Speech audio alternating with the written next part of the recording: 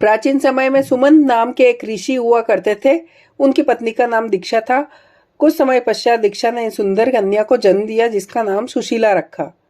लेकिन कुछ ही समय में सुशीला के सिर से मां का साया उठ गया। अब ऋषि को बच्ची के लालन पालन की चिंता होने लगी तो उन्होंने दूसरा विवाह करने का निश्चय किया।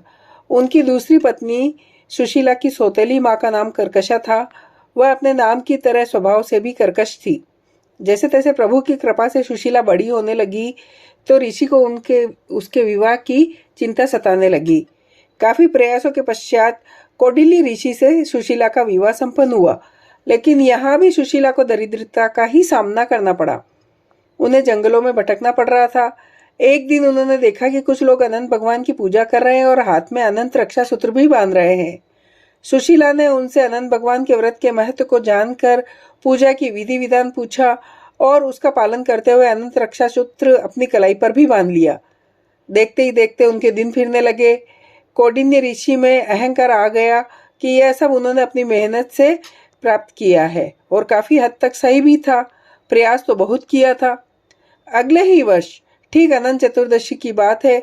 सुशीला अनंत भगवान का शुक्रिया कर उनकी पूजा आराधना कर अनंत रक्षा सूत्र को बांधकर घर लौटी तो कौंडिन्य को उनके हाथ में बंधा हुआ अनंत धागा दिखाई दिया और उसके बारे में पूछा। सुशीला ने खुशी खुशी बताया कि अनंत भगवान की आराधना कर यह रक्षा सूत्र बंधवाया है। इसके पश्चात ही हमारे दिन फिरे हैं। इस पर कौंडिन्य खुद को अपमानित महसूस करने लगे कि मेहनत उनकी और श्रेय सुशीला अपनी पूजा को दे रही है। उन्होंने उस धागे को उतरवा दिया। इससे अनंत भगवान रुष्ट हो गए और देखते ही देखते कौंडिन्य अर्श से फर्श पर आ गिरे। तब एक विद्वान ऋषि ने उन्हें उनके किए का एहसास करवाया और कौंडिन्य को अपने कृत का पश्चाताप करने को कहा।